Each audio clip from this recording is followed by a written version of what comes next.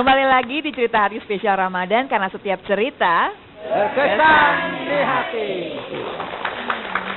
Tadi Pak Johan cerita bagaimana 4 kali pelantikan keluarga nggak ikut. Terus kemudian gimana tuh jaga hubungan dengan anak-anak? Berarti kan ada masa-masa yang hilang. Sedih dong sebetulnya Pak. Ya, saya masuk KPK ketika anak terkecil saya itu masih SD. Sekarang saya di KPK sudah 10 tahun. Iya. Tentu ketika masa-masa kecil itu dengan yang sekarang tentu bisa berbeda ya suasananya.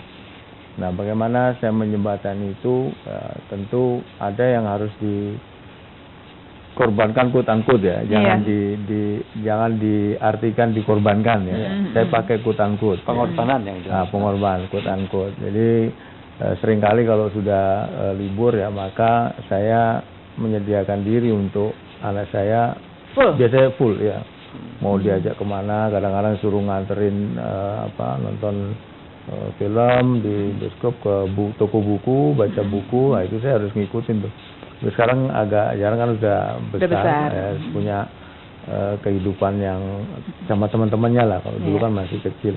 Kadang-kadang ada yang hilang juga buat dia. Saya baru berhasil, dia pingin banget liburan ya. Mungkin orang lain bawa liburan itu mungkin lula persepsinya ke Bali atau ke Spanyol gitu ya. Liburan anak saya itu hanya pengen ke Taman Mini Indonesia Indah. Dan itu 3 tahun saya tidak bisa bersama sama dia untuk bisa hanya ke Taman Mini Indonesia Indah. Sampai hari ini saya tidak pernah yang liburan dalam persepsi orang ke Bali, ke mana. Berapa hari begitu? Saya tidak pernah. Karena sampai waktu sekarang Pak? Tidak pernah. Kadang-kadang kan Sabtu Minggu kita nangkep orang, saya harus standby di kantor. Jadi saya enggak mengikuti masa-masa yang seperti itu ya. Mungkin sama istri saya, tapi saya tidak ikut ya. Jadi. Tapi sebetulnya kan menjadi sorotan, kemungkinan juga ini kan KPK juga menyadap tapi juga disadap juga, kemungkinan keluarga sampai ke intervensi situ enggak Pak? Yang saya jaga kan itu Ustaz, bahwa kenapa keluarga dan istri dan anak saya itu jangan sampai menginjakkan kaki di gedung KPK ya, atau di ruangan saya atau di kantor KPK. Yaitu tadi untuk menghindari, kalau saya yang dianyam sih nggak masalah, kalau udah sampai keluarga itu yang orang bisa berpikir kemudian 2 kali ya. Karena itu memang nggak bahkan di komplek tempat tinggal saya itu kan ada satpamnya ya. Saking nggak taunya itu pernah istri saya nganterin anak saya keluar, kemudian dikejar oleh satpamnya, itu disangkain anak saya diculik. Saking padahal itu bundanya. Tapi Pak Johan, kalau anak-anak bangga nggak sih sama bapaknya? Ya kadang-kadang Anda boleh percaya boleh tidak, justru karena dia tidak. Tapi lama-lama gimana? Saya kan sering di TV ya. Iya. Banyak orang kenal ya.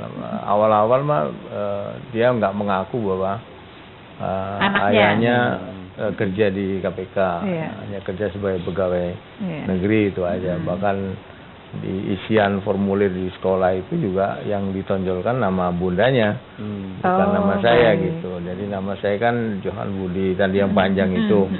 Nah, dia ayah, di depannya yang disingkat. CB, Sabto, Rimbo. Jadi, nggak ngerti pekerjaan, lah. Nah itu, saya bilang kan, jangan, kamu nanti dibully, kemudian ada yang nggak suka juga, itu yang saya khawatirkan. Dan ada yang penasaran nih, Mbak Lula, dari ibu-ibu kayaknya udah pengen nanya nih, yang ini. Ya mana mau, siapa yang pengen nanya nih? Wah, karena udah kompak kayak. Siapa? Ibu. Wah, silakan Ibu.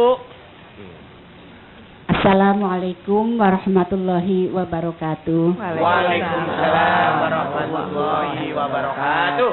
Perkenalkan, nama saya Ibu Nurul Hidayah dari Majelis Taklim Nur Rahman, Asrama Palak Pulau Gadung. Saya mau bertanya kepada Bapak, dalam menentukan keputusan yang sulit, apa yang Bapak lakukan? Terima kasih. Wassalamualaikum warahmatullahi wabarakatuh. Waalaikumsalam warahmatullahi wabarakatuh. Gimana Pak Johan? Ya, ada satu saat, ada momen ya, mana waktu itu saya mau mengundurkan diri dari KPK ya. Oh, kenapa Pak? Waktu itu ada peristiwa yang cukup rame lah di KPK. Waktu ada itu menjelang cicak versus buaya waktu itu. Apa yang saya lakukan yang penting, saya SMS istri saya kasih tahu bahwa saya mau mundur, terus kemudian dia jawab bahwa kalau itu yang terbaik ya silakan saja. Jadi saya akan mundur mengenai mencari pekerjaan, kita serahkan pada Allah Subhanahu Wa Taala. Gitu. Jadi itu aja Pak. Tentu Tuhan Bu, Allah yang jadi sandaran ya. Orang tua ayah saya sudah nggak ada, tinggal ibu. mensupport juga. Oh ya, itu sumber energi saya itu. Allah. Hanya ibu saya yang sumber energi setelah keluarga ya. Jadi apa-apa itu selalu saya telepon ibu saya. Kalau ada apa-apa saya selalu meminta nasihat pada ibu saya. Tapi kerja di Menanamkan KPK nilai-nilai agama. bikin lebih dekat sama pencipta nggak? Iya harus menurut saya. Bagaimana Anda tidak dekat dengan, bagaimana Anda berani meninggalkan Tuhan ya, ketika Anda setiap hari itu peluang-peluang untuk terjadi hal sesuatu yang tidak kita inginkan itu terjadi gitu. Siapa lagi yang bisa menolong ya? Rasulullah SAW pernah di dalam keadaan terjepit di satu gua, dikejar oleh kaum musyrikin, tidak punya kekuatan, bersama Abu Bakar radhiyallahu anhu. Dan ketika itu mulut gua sudah kelihatan tentara yang tinggal mudah sekali untuk menghabisinya.